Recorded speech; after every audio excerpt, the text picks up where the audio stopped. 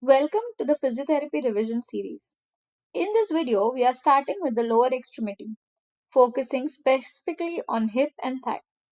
We will cover the most important anatomy, joint movements and range, Enfield's muscle actions, nerve supply, pelvic stability, and finally, the major clinical conditions you should recognize for physiotherapy entrance and licensing exams.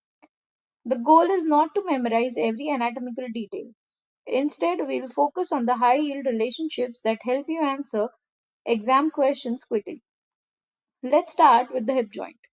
The hip is a ball and socket synovial joint. The ball is formed by the head of the femur and the socket is the acetabulum of the pelvis. The femoral head connects to the shaft through the femoral neck.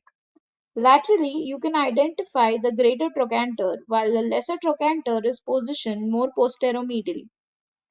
Because the hip is a ball and socket joint, it allows movement in multiple planes, including flexion, extension, abduction, adduction, and rotation. For exams, remember the basic relationship femoral head plus acetabulum equals to hip joint. Now let's look more closely at the acetabulum. The acetabulum is formed by the fusion of three pelvic bones ilium, ischium, and pubis. This is a very common anatomy question. The acetabulum has several important features. The lunate surface is the main articular surface that contacts the femoral head. The central acetabular fossa is non-articular. Inferiorly, we have the acetabular notch. The acetabular rim provides attachment for the labrum, which we'll see next, and the transverse acetabular ligament bridges the acetabular notch. For the exam, don't confuse the lunate surface with acetabular fossa. The lunate surface is important weight-bearing articular region. The acetabular labrum is a ring of fibrocartilaginous tissue attached around the acetabular rim. Its important functions are to deepen the socket and contribute to hip stability. Think of the labrum as helping the femoral head fit more securely into the acetabulum. Later in the video, we'll come back to labral tears and their clinical significance. For now, remember labrum equals deeper socket and increased stability. The hip joint is reinforced by strong ligaments. From the anterior view, the two important ligaments shown here are the iliofemoral ligament and pubofemoral ligament. The iliofemoral ligament is extremely strong and helps limit excessive hip extension. The pubofemoral ligament contributes to stability and helps limit excessive abduction and extension. Remember that these ligaments become particularly important during upright standing because they help provide passive stability to the hip. From the posterior side, we can see the ischiofemoral ligament. Together, the capsular ligaments help stabilize the hip while allowing a large range of movement. The ligament of the head of the femur is also shown here. One very common exam fact is the iliofemoral ligament is the strongest ligament of the hip. Let's organize the hip muscles by their action. The major hip flexor is the iliopsoas. Other muscles contributing to hip flexion include rectus femoris, sartorius, and tensor fascia lata. For examination questions, when you see primary hip flexor, think first of iliopsoas. Rectus femoris is especially interesting because it crosses both hip and knee. Therefore, it contributes to hip flexion and knee extension. The major hip extensor is the gluteus maximus. The hamstrings also contribute to hip extension. Gluteus maximus becomes particularly important when powerful hip extension is required, such as climbing stairs, rising from a chair, or running. Now we come to one of the most important muscle groups for physiotherapy, that is the hip abductors. The major hip abductors include gluteus medius, gluteus minimus, and TFL. Among these, the gluteus medius is particularly important for pelvic stability during single leg stance. This relationship is frequently tested clinically. Keep that connection in mind because we'll use it again when discussing Trendelenburg gait. The medial thigh contains the major hip adductors. These include adductor longus, adductor brevis, adductor magnus, gracilis, and pectineus. Their primary group function is bringing the thigh towards the midline. That's hip adduction. For exam questions, remember the broad relationship. Medial thigh adductors, hip adduction. Deeper to the larger muscles of the hip are several important external rotators. These include piriformis, obturator internus, the gamellae, and quadratus femoris. Gluteus maximus also contributes significantly to external rotation. These deep muscles are sometimes grouped together as the deep lateral rotators of the hip.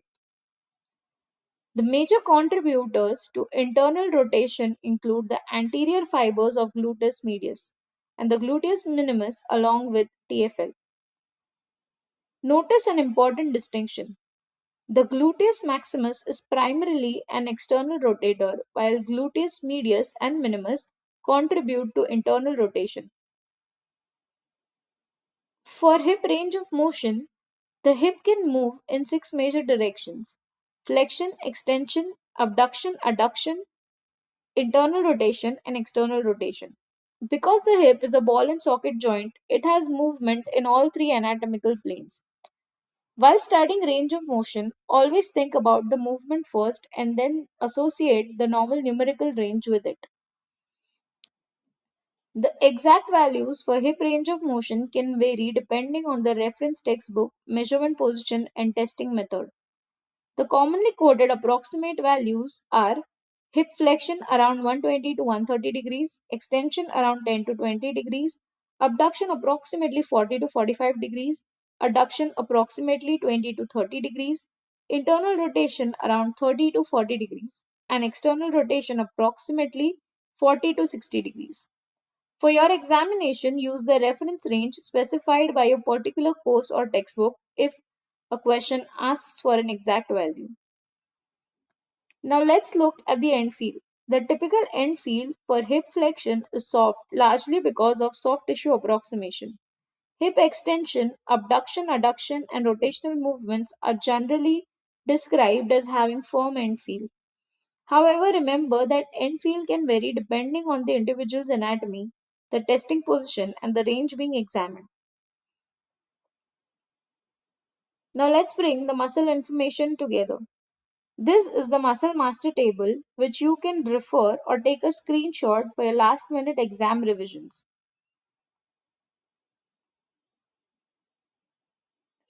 Here's the simplest way to revise hip muscle action. For flexion, think iliopsoas. For extension, think gluteus maximus. For abduction, think gluteus medius. And for adduction, you think the adductor group. For internal rotation, think of gluteus medius, minimus, and TFL. For external rotation, think gluteus maximus and deep lateral rotators. This action map is worth memorizing because it can help you solve several different types of MCQs. Now let's connect anatomy with biomechanics. During single leg stance, the pelvis needs to remain relatively level. The hip abductors of the weight bearing limb, especially the gluteus medius, generate a force that helps counter the rotational effect of body weight around the hip. So, pelvic stability isn't simply about having strong muscles, it is about the movement produced by those muscles around the hip joint. This is the basic lever concept. Body weight creates a movement around the hip. The hip abductors create an opposing movement. These forces work together to maintain pelvic stability. This is why the gluteus medius is so important during walking and single leg activities. A weakness in the system can produce an observable pelvic drop. Here is the classic Trendelenburg sign. If the right hip abductors are weak, the pelvis drops on the left side when a person stands on the right leg. So remember the key rule. Weak weight bearing hip abductors, contralateral pelvic drop. This is one of those clinical relationships that should become automatic. Now let's move into clinical correlations. This image compares a normal hip with hip osteoarthritis. Important radiographic features include joint space narrowing, osteophyte formation, and subchondral sclerosis. The underlying process involves degeneration of articular joint surfaces. Femoral acetabular impingement, or FAI, refers to abnormal contact between the femur and acetabulum. Two important morphological patterns are cam and pincer. Cam morphology involves an abnormal shape at the femoral head neck junction. Pincer morphology involves excessive acetabular coverage. Here we can compare a normal labrum with a labral tear. The acetabular labrum contributes to hip stability, and damage can produce mechanical symptoms such as clicking, catching, or sense of locking. When a question combines groin or hip pain with clicking or catching, labral pathology should be a part of the differential. Now let's quickly connect these conditions we've just discussed. Hip osteoarthritis, think degenerative joint changes and joint space narrowing.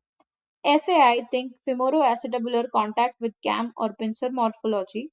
Labral tear, think labral pathology with mechanical symptoms. Trendelenburg, think hip abductor weakness and contralateral pelvic drop. Now we move from hip to the thigh. The thigh is divided into three major compartments: anterior, medial, and posterior. This compartment organization is extremely useful because each compartment has a characteristic group of muscles, nerve, supply, and primary functions. Let's go through them one by one. The anterior compartment contains the quadriceps group and the other muscle including sartorius. The quadriceps consists of rectus femoris, vastus lateralis, vastus medialis, and vastus intermedius. The major nerve supply is the femoral nerve. The major function is to remember a knee extension. So, exam association is anterior thigh, femoral nerve, knee extension. The posterior compartment contains the hamstrings. The major hamstring muscles shown here are biceps femoris, semitendinosus, and semimembranosus. They primarily contribute to hip extension and knee flexion. The major nerve supply comes from sciatic nerve. The medial compartment consists of major adductor group. These include the adductor longus, brevis, magnus, gracilis, and pectineus. The primary movement is hip adduction. The major nerve associated with this compartment is the obturator nerve. Now let's put the three major nerve relationships together. The femoral nerve is associated primarily with the anterior compartment. The obturator nerve is associated primarily with the medial compartment. The sciatic nerve is associated primarily with the posterior compartment. The main arterial supply to the lower limb continues through the femoral artery. The femoral artery gives rise to profunda femoris or deep artery of the thigh. The profunda femoris gives important branches including the perforating arteries and the circumflex femoral arteries. The medial and lateral circumflex femoral arteries are particularly important around the proximal femur. The femoral triangle is an important anatomical region in the proximal anterior thigh. Its superior boundary is inguinal ligament, its lateral boundary is the sartorius, and the medial boundary is the adductor longus.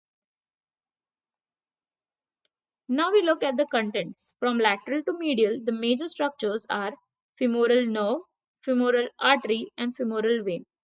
And then the deeper space and lymphatic structures. A useful mnemonic is navel: nerve, artery, vein, empty space, lymphatics. Remember that the femoral nerve lies lateral to the femoral artery. That relationship is frequently tested. Hamstring strains commonly involve the posterior thigh muscle. A typical mechanism involves high force or rapid lengthening of the hamstrings, particularly when the hip is flexed with the knee extended. The injury may occur around the musculotendinous region. The quadriceps group is responsible for powerful knee extension. A tear can occur when the muscle is exposed to excessive force or rapid lengthening. The clinical picture depends on the severity and exact structure involved. Finally, let's connect the femoral nerve to its clinical consequences. The femoral nerve supplies the major muscles of anterior thigh, particularly the quadriceps. Therefore, femoral nerve injury can result in quadriceps weakness.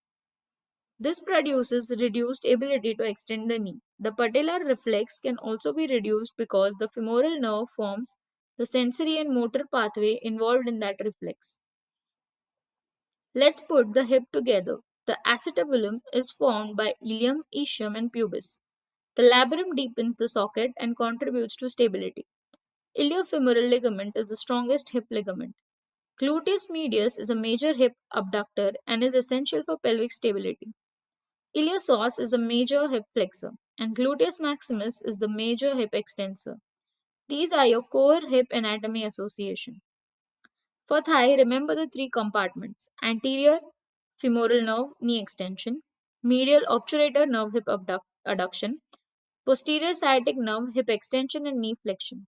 Hip osteoarthritis, joint space narrowing; FAI, cam or pincer morphology; labral tear, mechanical symptoms associated with labral pathology; Trendelenburg, hip abductor weakness causing contralateral pelvic drop; hamstring strain, posterior thigh injury; quadriceps tear, anterior thigh injury affecting knee extension; femoral nerve injury, quadriceps weakness and reduced knee extension. And with that, we've completed our revision of the hip and thigh. Before moving on, make sure you can recall the major muscles, movements, nerve supplies, compartments, and clinical association without looking at your notes. If you like the video, kindly like, subscribe, and share, and I'll see you in the next revision video.